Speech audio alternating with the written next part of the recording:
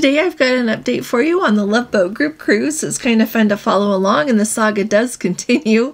Also, we're going to be talking about Carnival Corporation. My hat is off to Christine Duffy. We're going to talk all about how Princess is covering the Caribbean as never before. This is big news. And then finally, all about excursions. If you're going to book an excursion when you are on a cruise, there is a lot to know about, and sometimes it's even hard to know which excursion to choose. So we're going to talk about that today. So let's go ahead and get started.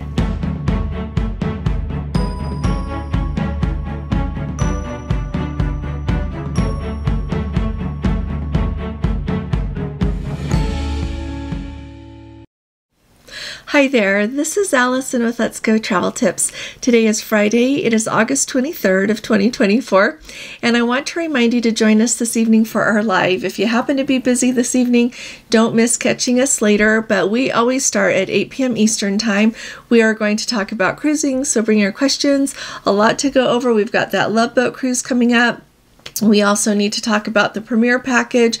I'm excited to see about that, and I want to hear from all of you. Lots to talk about. Lots going on in cruising right now, so I'll look forward to seeing you then. So before we get started with the cruise news section and what you need to know about Princess in the Caribbean and excursions, we're going to talk about the saga of the Love Boat group cruise. So those of you that have been around here know that we are going to go on the Love Boat cruise August 31st on the Enchanted out of New York. Well, if you've been following along here, I've been having a hard time we finally got our dining time assigned, like a month ago. It was July 25th. And I have been trying ever since then to find out the main dining room that we'll be dining in, and also find out when we can have our meeting time. And I was wanting to know if we could do that either later on embarkation day or if we could do it the next sea day, which is actually perfect. And so I've been waiting, I've been emailing, and yesterday I got assigned to have our meet and greet on embarkation day at 11 o'clock in the morning in the casino. Most guests are not going to even be on board by 11 o'clock, and if they are, I don't think they're going to want to come and stand in the casino. So I will probably, if I don't hear back that we can have another time for our meeting, I'm going to choose somewhere, probably at about 1 o'clock, 1:30 on the first sea day, and we're just going to get together there. I'm going to hand out t-shirts and our schedule of events, let everybody meet each other and have a nice time. But I feel like it's really important that I mention this to you because I'm having so much trouble with it. And I just want you to know that I'm on the job. I'm really excited to see everyone, and we're going to have an amazing, amazing cruise, no matter what else happens or doesn't happen. So I'm really excited about this. Now let's start at the very top. There are two headlines. Carnival Cruise Line has a headline and Carnival Corporation does. So I'm going to talk about Christine Duffy first because she has my hat off to her and my admiration. Christine Duffy is currently the president of Carnival Cruise Line. She has been the president of Carnival Cruise Line since 2015. And if you follow Carnival Cruise Line, she does an outstanding job. I would say that she is really, when you line up CEOs of cruise lines, I'd have her lead my company if I had a cruise line. And so every year Forbes does this list, and it's called 50 over 50 list. So it lists the women that they feel like have the most influence and do the best job, who are truly leaders and extraordinary at what they do. They name 50 of them who are over the age of 50, and they're not just in the cruise industry. They range across all disciplines. And so she made that list. They have named Christine Duffy to that list, and I just wanted to let you know how much I admire her and let you know what's going on so that you can send her your good wishes as well. Next up, really quickly here, Carnival Corporation. If you're not familiar with this, different Forbes and Statista Inc., they always do a list of the best employers by state. And this year they have named Carnival Corporation as one of America's best employers in the state of Florida. Worldwide, Carnival Corporation employs 160,000 people. It's a lot. I was trying to find out just how many they employ in the state of Florida, and I couldn't quite nail down that number. So if any of you come across it, pop it in the comments for everyone. But I just thought I would let you know that they are deemed to be a very good employer. I had the pleasure both on our cruise to Alaska that we just did at the end of July, as well as on the British Isles cruise. And speaking with different crew members, some of them mentioned it, and it's really interesting. You ask them what other cruise lines they have worked for recently when they mention they have, and they don't, some of them can't tell you who else they've worked for, but they're the big cruise lines. I asked them who their favorite cruise line is to work for, and they said Princess. Don't know if it's because that's where they're standing on that day, but it seems like the crew really enjoy working for Princess Cruise Lines, which is owned by Carnival Corp. Now, Princess made a press release today, and they say that Princess is going to sail to all regions of the Caribbean for the first time ever in the summer of 2026.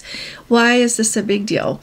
To me, it's a really big deal because in the summertime, it's a very popular time for families to take vacations together. And it is also a time that if you want to hop on a cruise, it's really nice to sometimes be able just to go somewhere from the United States, sometimes for family vacations or just for cruises. Otherwise, people don't want to have to fly to Europe or to somewhere else in the world to embark on a cruise. So it's a really great way to be able to go on cruises here in the United States, sailing from the United States, I should say. And so what they're going to do is sail from 2 different ports. So in the summer of 2026, we're going to have the Caribbean Princess sailing from Port Canaveral, and we are going to have the Regal Princess sailing from Fort Lauderdale, Port Everglades there. And so I thought I would let you in on a few of the different itineraries that they are going to be offering. They're going to kind of vary things throughout the summer. And they also have 2 of what they are calling Southern Caribbean Islander cruises, one run by each ship. So let me tell you about this. So first of all, on that Caribbean Princess that's going to be sailing from Port Canaveral, they're going to have 6-day Eastern Caribbean cruises with Turks and Caicos. They're going to have 7-day Eastern Caribbean cruises with Turks and Caicos. They're also going to have 7-day Western Caribbean with Mexico and a 7-day Eastern Caribbean with Puerto Rico. So what I like about that is you really can kind of choose which islands you prefer to visit the most, or if you want to go to Mexico or if you don't want to go to Mexico. So I like that there's a lot of availability and variety with that. On the Caribbean Princess, for that Southern Islander cruise that I mentioned, it's going to be a 13-day, and they are going to go from Fort Lauderdale to Port Canaveral is going to be the way they're going to go. So I guess they're going to move the Caribbean Princess for that sailing. I haven't seen all the itineraries yet. This is just part of their press release, but I'll take a look at them when I can see them and let you know. But they are going to be going to Princess Key, Aruba, Curacao, Bonaire, San Juan, Puerto Rico, Amber Cove, Grand Turk, and Nassau. And that's going to be sailing April 28th of 2026, if you're wondering. So then we've got the Regal Princess sailing from Fort Lauderdale. They are going to be doing 8-day Southern Caribbean with ABC Islands. I know that those are always very popular. 7-day Eastern Caribbean with the Bahamas, 7-day Western Caribbean with Mexico, and your 7-day Eastern Caribbean with St. Thomas. So once again, you can kind of choose what it is you want. And if you would like to go on the Regal Princess for that longer Southern Caribbean Islander cruise, it's going to sail on September 5th of 2026 from Fort Lauderdale to New York. So this is kind of, think of it as like a moving around cruise, a repositioning cruise. They're going to be calling in Curacao, Aruba, Grenada, Barbados, Dominica, St. Martin, and St. Juan. So I thought I would bring you up to date on that. Let me know if you're looking at going on some Princess cruises out of Florida in 2026. When I think of people that I know that really enjoy going out, you're going to have a whole new ship to learn about there out of Fort Lauderdale, the Regal Princess. And I think that's a good thing. I think that it's fun to, well, you know, there's 2 sides to everything. You can be on one ship an awful lot, get to know the crew better, but at the same time, they kind of rotate around. So I think it's really nice to get to meet people on other ships as well. So that beautiful Regal Princess and the Caribbean Princess are going to be holding down the fort for Princess in the Caribbean in 2026. Now, let's talk about excursions. There is so much to talk about with excursions that I am really counting on you all to send me emails with questions on things that I miss, or put it in the comments, things that you would like to know, and I'll be sure to talk about it, because really the topic of excursions on cruise lines is huge. And so let's start at the very top. When you are on a cruise, they have these things called excursions, and what you do is you can sign up for them with the cruise ship or with a private tour provider in the port that you're going to be in.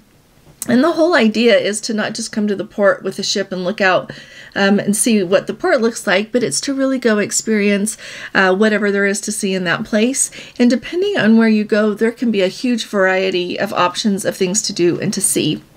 So like I said, you can either book it with the ship or you can book it with your private tour guide. When you book it with your private tour guide, sometimes you get a better price, sometimes you don't.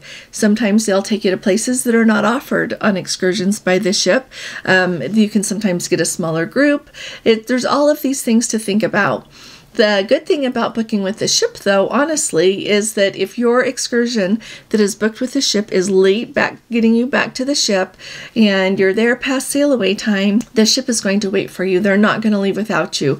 Now, if you have an excursion that runs from 8 to 10 in the morning and sail away is at 3 o'clock in the afternoon, so all aboard's at 2:30, and you don't show up for that, that's your own fault, okay?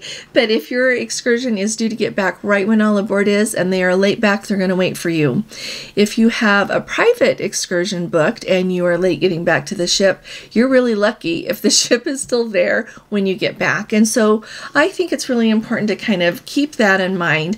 And some things that I think about when I'm deciding if I'm going to do a private excursion or not is, for one thing, I think of how long we're in port that day and how long that excursion is going to take. If we are in port from 8 in the morning until 5 p.m. and that excursion that I want to take with an independent tour provider goes like from 8 to 10 in the morning, I'm really tempted to do it, especially if it's something you can't get on the ship. But you have to know how you're going to get back to the port if something happens, right? So kind of look at that. But here, those are the things that I really think about. I used to be a lot more daring with doing private excursions, to be quite frank. We have been a lot of places in the world and done private excursions, and they've worked out perfectly fine. But every now and again, they don't work out just fine, and people are left standing on the shore when the ship has left. And so you can't count on them waiting for you when you're not back to the ship in time. And it seems like more and more, I don't know what it is. I hear of this more and more, and I don't know if it's just because we hear of things more here in the information age that we are in, or if it's truly happening more. It's easier for people to report things to the media and everybody hear about things as well. So kind of keep that in mind. A good example is when we were just in Normandy. Yeah, there were excursions. The excursion that we just did with Normandy when we were on the British Isles cruise, we booked it through Princess. It was actually excellent. It was really, really good. But when you have a private tour guide and they put you in their car and they'll go to the places that you want to see, of course, a party of 2 or 4 moves much more quickly than the bus does with taking care of everyone on board, and you can kind of customize it to get to do what you want. But at the same time, I was a little bit worried because I knew that to go down to Normandy and where we were going and everything that I wanted to go, it was kind of a drive from the port there in Le Havre. And so I decided to go with Princess, and I'm really glad I did. At the same time, when we were in St. Petersburg, Russia, back in 2016, we had 2 days in port and all day long, clear late night. The night we were there overnight, we were with a private tour guide. They picked us up early the next morning and got us back in time for sail away. Looking at that again, I can't believe we did that, but it worked out beautifully. So those are the things to think about when you think about how you're going to book your excursion. Now, when you go on Princess's website, Celebrities, Royal Caribbean's, whoever you're going to be sailing on, you go into manage your cruise, you look at the excursions, and there is a list that goes with every port. So here's how I always decide what I'm going to do, and here's a really good approach for you. Sometimes when you go on a cruise somewhere, you know exactly what you want to see in the place because you've either chosen the cruise to go to that place to see that thing, or you're in the region that you know kind of, you have a good feel for what you want to do. And so when you do that, you have an idea kind of what you're looking at. If you're going to a place and you're excited to go, but you don't really know, here's what I'm going to tell you to do. Read through all of the excursions. They all come with a description that comes with every one of the excursions. It says you're going to go here, you're going to go here, you're going to go here, here's what you're going to do while you're here, here's how long the excursion's going to last, here's how much it costs. And as you read through all of the places that you're going to visit, if you don't know what those places are, Google it. Look at it in a tour book. My favorites are Rick Steves, but there's a lot of different tour books out there from people that have been to the places and written about them. I have found some really good gems by just looking things up and thinking, oh my goodness, that's where this is. Or I didn't even know this was. And here it is, and I can go see it. So really, you have to do your research in order to be able to choose an excursion that's going to be everything that you hope for. So do your research. Look everything up so that you don't miss something. Now, the reason that I think this is here's a good example. When we go on our Eclipse cruise in 2026, clearly we're going to have all of these ports, and 3 ports have already got excursions, and I have booked what we want to do for 2 of the ports. When we are in Cherbourg, France, which is actually closer to Normandy than the Port of Le Havre is, they have a lot of different, like the most selection of excursions having to do with World War II and the different places there that you can access from that port to see so much about World War II. So you're not going to just be picking like we did on the day that we were in Le Havre. You're not going to just be choosing, oh, I want to go to Normandy, and off you go. No, there are a lot of different ones to choose. And so if you're not really familiar with all the different places that a lot of things happened in World War II, now's your time to take a look at that. If you're interested in going to sites for World War II. If you're not interested in going to World War II sites, they have a lot of other options for that region of France. And so you're going to want to look those up if you're not already familiar with them. When I chose the excursion that I chose, let me tell you the one that we chose. We chose the Best of Normandy D-Day Landing Beaches. It's 9 hours long. It goes from 8:30 in the morning until 5:30 in the evening, which is pretty much our whole time in port. And it is $314.95 each, which is a commitment. But when I look through the list of places that we were going to visit, we are going to see some of the things that we saw this last time, which is not my intent to repeat that because this will be the 3rd time we've been to those places, but it tucked in some really hidden gems, places that I wanted to go to again and get to see again. Back in 2015, Gordon and I drove all over and took 2 of our children with us, and we went all over Normandy, and then I came home and learned more and researched more.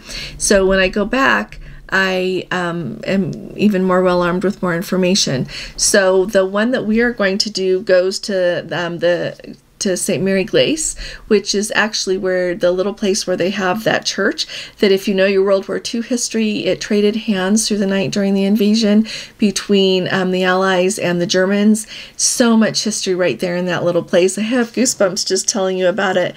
We're also going to go to Utah Beach, Omaha Beach, Arromanches. If you don't know what's there in Arromanches, you should read about it. That's where they have that artificial harbor that they built, and that is changing. It's changing a lot, so you need to go. And then Pointe d'Oc, and so much history there as well. So the reason that I chose that, it costs a lot more than the others do, but I think we are going to also see the most. But there are other excursions that take you to really different World War II sites and things to see. Lots of different things, from like the battle in I can't remember now, but anyway, it takes you to a lot of different venues, so you really have the opportunity to seek out and find what you haven't seen yet, what you want to see, and choose something that's really important to you so that it'll mean something, and what you want to see. So that's what I always think of when I choose an excursion. I know a lot of us go on like beach holidays on a cruise ship. You think of the Caribbean. So when you go to the Caribbean, I read a lot of reviews about the places, like if it's an all-inclusive resort. I look up about that all-inclusive resort. I do a lot of research about different eating places. Sometimes they'll say, you know, we're going to go to this place or that place to eat, or we're going to go visit and see this place. I also look at a lot of reviews, like I said, on places, so that I know that where we are being taken, I'll either hopefully like it or I won't. I always check and see if we can come home early from a place. Like, for example, we were in Costa Maya one time and we had this really long time at the beach place, and after a while, we were done and ready to come back, and it was really easy to get a taxi back. So sometimes you have to watch videos to find out things like that. Sometimes you have to do research online, read about places. So really use all of the different resources that are out there. And you know what? Videos are becoming more and more helpful. I look a lot of people's videos about when they've been places, what they have to say about places, and I will add that it's really important that when you're watching people's videos, kind of look for what it is that they are looking for when they are on their excursion, because it needs to be a little bit similar to what you're looking for, because someone might not really like something that I would really enjoy. So you just have to kind of make your best guess out trying to find someone who enjoys the same thing you do and would maybe be hoping what you're hoping for when you're on your excursion. Alrighty, I forgot to add in. Also, when you are looking at your excursions and you see them through the cruise line and you see what it is you want, book it. Book it. You have to pay for it when you book it. That is the same across all the cruise lines. Doesn't matter if you're booking with Celebrity, Princess, Royal Caribbean, Norwegian. Your excursion is not reserved for you until you pay for it. So book it and pay for it. If you change your mind down the road, you can cancel it, get your money back, and choose something else. Okay? But book it, because you know what? They fill up. And sometimes when an excursion gets filled up, they'll offer a wait list, but sometimes they don't. And sometimes you can be on the wait list and nobody cancels and you don't get to go. And sometimes there never is another wait list. Sometimes they don't add another section for that itinerary, for that excursion. So if you see what you want to do, go ahead and book it. That is why I have already paid $314.95 each for Gordon and I to go on that excursion in Normandy and in Gibraltar. We are going to go see the World War II tunnels there and everything they've got there, because I haven't been there yet. And it leaves us with enough time during the day to go see a lot more things there in Gibraltar. So just thought I would let you know that. And if you haven't subscribed yet, it's time to subscribe. Would you please hit that subscribe button? We are trying to make it to 25,000 subscribers before we get on the Enchanted Princess. And you know what? That's a week from tomorrow. So if we could have your support, that would be wonderful. You won't be sorry you joined us. And if you appreciate my updates, would you please give this video a thumbs up? Thanks so much. So put your questions in the comments. Thanks for joining me today. I'll see you tonight, and I'll be talking to you all again really soon. You all take really good care. God bless you. Love you. Bye-bye.